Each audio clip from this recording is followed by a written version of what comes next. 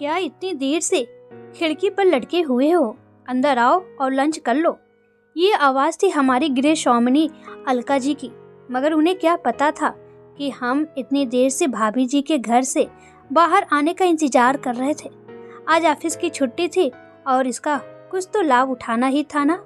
भाभी जी रोज दोपहर में सज सवर के अपने बच्चे अंकुर को स्कूल से लेने जाया करती थी और जिस दिन हमारे ऑफिस की छुट्टी होती उस दिन हम खिड़की पर लटके हुए बस उनके बाहर निकलने की ही प्रतीक्षा करते रहते। बस 2 मिनट, अभी आते हैं, तुम टेबल पर खाना तो लगाओ मेरी जान।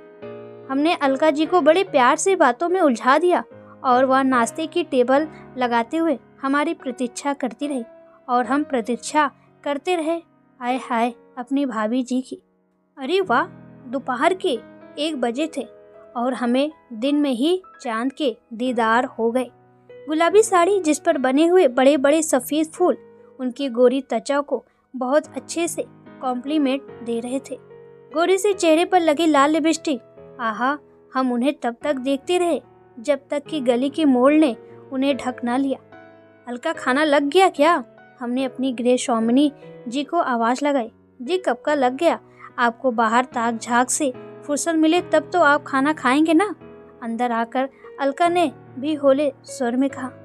मैं एक पल को तो हमें ऐसा लगा जैसे हमारी चोरी पकड़ी गई, मगर हम करते भी क्या, दिल के हाथों मजबूर जो थे। अलका इतनी खूबसूरत नहीं थी, हमें जैसी पत्नी अपने लिए चाहिए थी वह सारे गुण हमें भाभी जी में नजर आते थे, मगर अब कर भी क्या सकते थे। बस दूर से ही दर्शन करके अपने दिल को सुकून देना हमारी जिंदगी रह गई थी। कभी कभी मन में बैठे बैठे यूं ही विचार आता था, कितना खुशकिस्मत है वह सामने वाला शर्मा जिसकी बीवी इतनी खूबसूरत है कि उसे देखकर आस पड़ोस के मर्द भी आहें भरते हैं, और एक हम और एक हमारी किस्मत। उफ, मगर अभी विचारों से बाहर आकर सबसे पहले हमें खाना खत्म करना है और गली में टहलने जाना है। अरे भाई, जानते हैं ना आप लोग, भाभी जी अंकुर को लेकर वापस तो आएंगी। अरे भाभी जी, आप इतनी भरी दोपहर में कहाँ गई थी? भाभी जी को आते देख हम भी लपक के गली की मोड़ पर खड़े हो गए थे। बस बच्चे को लेने स्कूल गई थी। आप इस दोपहर में यहाँ क्या कर रहे हैं? भरी दोपहर में माथे से टपकता हुआ पसीना उनके गोरे रंग पर ऐसा लग रहा था जैसे सीप से मोती निकल रहा हो। हम तो उनकी पसीने की बूंदों में ही खो गए थे, मगर उनके सवाल पर जैसे होश में आए। अरे कुछ नहीं, आज वह अलका ने छोला बना दिए थे, बस उन्हें ही बचाने के लिए गली में टहल रहे हैं। भाभी जी हंस दी थी, वह भी जरा जोर से। तब हमें ख्याल आया हमने इस सवाल का जवाब कुछ गलत तो नहीं दे दिया। फिर सर झटकते हुए सोचा, चलिए छोड़िए, भाभी जी के दर्शन हो गए, यह भी क्या कम है। और वो कहावत भी तो है ना, हंसी तो फंसी। और यह सोचते ही हमने मन में एक जोर का हंसी लगा दिया।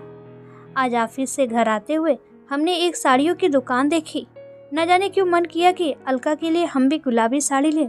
बस फिर क्या था, हम फटाफट दुकान में घुस गए और हमने एक बड़ी प्यारी सी गुलाबी साड़ी, अरे हाँ भाई, वही गुलाबी साड़ी सफ़ेद फूलों वाली, पूरी दुकान ढूंढ ढूंढ कर हमने वह गुलाबी साड़ी निकाल ही ली और पहुंच गए अलका के पास। हमारे घर पहुंचते ही अलका का नियम था, वह हमें बहुत प्यार से पानी का गिलास थमाती और फटाफट चाय बनाने के लिए किचन में पहुंच जाती। उसके जीवन का एक एक पल बस पति की सेवा करते ही गुजरता और वह उसमें बहुत खुश भी रहती थी। लो अलका, आज हम तुम्हारे लिए एक बहुत ही प्यारा गिफ्ट लाए हैं, जरा ये पहन के तो दिखाओ तुम्हारे ऊपर कैसे लगती है। अलका ने साड़ी का पैकेट हाथ में लिया और साड़ी खोलकर देखते ही मानो पगला ही गई थी। पगलाती भी क्यों ना, हमसे गिफ्ट भी तो उसे महीनों बाद मिला था, या यूँ कहे कि सालों बाद मिला था। वह साड़ी का पैकेट लेकर अंदर गई और कुछ देर बाद ही पहनकर बाहर आई। वह खुशी से झूम घूम कर हमें दिखाते हुए पूछ रही थी, कैसी लग रही हूँ मैं। अब हम भला क्या कहते कि भाभी जी जैसी खूबसूरत तो नहीं लग रही, मगर हमने ना चाहते हुए भी कह ही दिया कि बहुत सुंदर लग रही हो तुम। अभी 2 दिन पहले ही इसी तरह की साड़ी में भाभी जी कितनी खूबसूरत लग रही थी, और आज अलका। मगर चलिए, जैसी हमारी किस्मत हमें तो रक्ष होता था हर वक्त उस शर्मा की किस्मत से कि क्या खूबसूरत बीवी पाई है उसने। अरे अजय भाई साहब, आइए आइए और बताइए, सब बढ़िया? घर में सब कुशल मंगल तो है? आज भाई साहब घर पर आए थे, हाथों में कुछ लिफाफा सा लिया हुआ था। हमने भी बड़ी खुशदिली से स्वागत करते हुए पूछ ही लिया कि क्या बांट रहे हैं गलियों में। अरे गुप्ता जी, हम क्या बांटेंगे, बस यह कुछ शादी के कार्ड है, यही बांट रहे हैं। छोटे भाई की शादी जो फिक्स हो गई है, आपको भी सपरिवार जरूर आना है, अजय भाई साहब ने जवाब दिया। अजय भाई साहब को सोफे पर बैठाते हुए और अलका को चाय बनाने का ऑर्डर देते हुए हमने बातों बातों में अजय भाई साहब से पूछ ही लिया कि सामने वाली भाभी जी को कार्ड दिया है या नहीं, और उनका उत्तर हाँ में सुनकर हम तो मन ही मन फूले ना समाये, क्योंकि 2 साल हो गए थे यहाँ रहते हुए, मगर ऐसा कोई मौका ही नहीं लगा जिसमें भाभी जी के साथ कोई शादी अटेंड की जाए। जब वह आम दिनों में इतनी खूबसूरत लगती है, तो शादी के दिन जब तैयार होंगी तो कितनी खूबसूरत लगेगी, यह देखने के लिए दूल्हे से ज़्यादा इंतज़ार तो हमें था उस दिन का, उस शादी के दिन का। हम अपने सोचों में गुम थे, तभी अलका चाय की ट्रे और साथ में पकौड़ियाँ लेकर आई और उसकी आवाज़ ने हमें अपनी सोचों की दुनिया से बाहर निकाला। ये लीजिए भाई साहब, कुछ चाय नाश्ता करिए। अलका चाय की ट्रे रखते हुए अंदर चली गई। वाह, भाभी जी के हाथों की पकौड़ियों का क्या कहना, और चाय तो बहुत ही लाजवाब बनाई है। वाह भाई गुप्ता, बहुत किस्मत वाले हो तुम, जो इतनी गुड़ी पत्नी मिली है तुम्हें।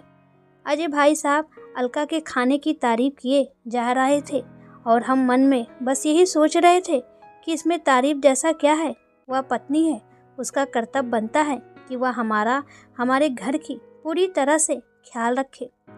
आज 5 नवंबर था, यानी शादी का दिन। ऑफिस में तो छुट्टी की अर्जी हमने पहले ही डाल दी थी। दोपहर से ही हम अलका के पीछे पड़े थे। अलका, जल्दी से तैयार कर लो, हमें शादी में पहुंचना है और जल्दी से जल्दी पहुंचना है। असल में हम भाभी जी की एंट्री मिस नहीं करना चाहते थे ना, मगर अलका को ये कैसे बताते। शाम होते ही हम तैयार हुए और शादी में पहुंच गए। गार्डन में पहुंचते ही अजय भाई साहब हमें मिल गए थे और वह हमें अंदर ले गए और बड़े प्यार से बैठाते हुए खाना पीना पूछा। अभी वह हमसे बात कर ही रहे थे, तभी उनकी नज़र शायद हमारे पीछे से आती हुई भाभी जी पर पड़ गई और वह जोर से उनका स्वागत करने के लिए आगे बढ़े। अरे भाभी जी, आइए आइए, बस आप ही का इंतज़ार हो रहा था। हमसे भी रहा नहीं गया और पीछे मुड़कर देख ही लिया। वाह, आज तो भाभी जी गजब ढा रही थी। नीले रंग की जरी वाली साड़ी में आसमान से उतरी हुई अप्सरा लग रही थी भाभी जी। भाभी जी आगे आगे और शर्मा जी पीछे पीछे। भाभी जी हमारे पास आकर रुकी। हमने भी नमस्ते करा और तभी हमारी नज़र शर्मा जी पर गई। शर्मा जी भाभी जी का हैंड बैग पकड़े हुए पीछे पीछे चल रहे थे और भाभी जी किसी राजकुमारी की तरह इठलाती बल खाती आगे आगे चल रही थी और साथ में शर्मा जी को ऑर्डर भी देती जा रही थी कि मैं टेबल पर बैठी हूँ और मुझे खाना लाकर यहीं पर दो। कुछ देर बाद पानी मांगती, कभी काफ़ी मांगती और शर्मा जी वेटर की तरह सब कुछ ला ला के उन्हें दिए जा रहे थे। थोड़ी देर में अंकुर भागता हुआ आया और बोला, मम्मा मुझे वॉशरूम जाना है। सुनो, इसे वॉशरूम ले जाओ। मैं नहीं जाऊंगी, वहाँ मेरे कपड़े खराब हो जाएंगे। भाभी जी ने एक दमदार आवाज़ लगाकर शर्मा जी को पुकारा, जो थोड़ी दूर पर खड़े कुछ लोगों के साथ खाना खा रहे थे। शर्मा जी भी खाना छोड़कर ऐसे भागते हुए आए जैसे कि किसी नौकर को मालिक ने पुकारा हो और अंकुर को लेकर वॉशरूम गए। इसी बीच हमने अजय भाई साहब से पूछ ही लिया कि ये क्या माजरा है भाई, शर्मा जी भाभी जी से इतने डरे हुए क्यों लग रहे हैं। अरे तुम्हें नहीं पता? अच्छा, तुम्हें अभी यहाँ आए ज़्यादा दिन भी तो नहीं हुए। एक बार किसी बात पर शर्मा जी और भाभी जी की लड़ाई हो गई थी। छोटी सी लड़ाई में ही भाभी जी ने पुलिस कंप्लेंट कर दी और शर्मा जी को जो पुलिस के डंडे पड़े तुम सोच भी नहीं सकते। बस वह दिन है और आज का दिन है। शर्मा जी भाभी जी से ऐसे ही डरे हुए रहते हैं। अब करे भी तो क्या करे, खूबसूरत पत्नी मिली है तो इतने नखरे तो झेलने ही पड़ेंगे। अजय भाई साहब भाभी जी के बारे में बताते जा रहे थे और अब हमारा पूरा ध्यान अलका पर था, जो सामने रखी कुर्सी पर बैठी चुपचाप खाना खा रही थी। कितनी मासूमियत थी उसके चेहरे पर, यह आज हमने पहली बार गौर से देखा था। और हाँ, उसने भी आज नीली ही साड़ी पहनी थी, मगर वह हमने अभी देखा जब हम भाभी जी के हुस्न के घेरे से बाहर निकले। तब हमें समझ में आया कि खूबसूरती यह सब कुछ नहीं होती। खूबसूरती एक दिन खत्म हो जाती है, मगर अच्छे आचरण, अच्छा स्वभाव वह हमेशा रहता है। आज हमें अलका पर बहुत प्यार आ रहा था। जी तो चाह रहा था कि उसे गले से लगा ले और सॉरी कहे कि आज तक हम तुम्हारी अंदरूनी सुंदरता को पहचान ही ना पाए और हम भागते रहे बस बाहरी सुंदरता के पीछे, मगर असल में सुंदर तो तुम हो, इस दुनिया की सबसे सुंदर लड़की, हमारी प्यारी अलका। भाभी जी की खूबसूरती तो मात्र एक छलावा था, मगर आज शादी के 3 साल बाद हमें सच्ची मोहब्बत हुई थी, और वह भी अपनी ही पत्नी से। फिर पति पत्नी घर आए और अब खुशी खुशी रहने लगे। खुश इसलिए रहने लगे क्योंकि अब दोनों के बीच तीसरा कोई नहीं था। दोस्तों, इस कहानी का अर्थ यह बिल्कुल भी नहीं है कि खूबसूरत लड़कियों का या उनकी खूबसूरत होने को गलत कह रही हूँ, मगर हाँ, इस कहानी का तात्पर्य यह जरूर है कि उन लोगों को समाज की सच्चाई दिखाना चाहती हूँ जो सिर्फ बाहरी खूबसूरती को देखते हैं और अंदरूनी खूबसूरती को नहीं पढ़ पाते हैं। दोस्तों, अगर आप भी बाहरी खूबसूरती में खोए हुए हैं तो आप अपनी पत्नी की खूबसूरती को देखिए और खुशहाल जीवन बिताइए।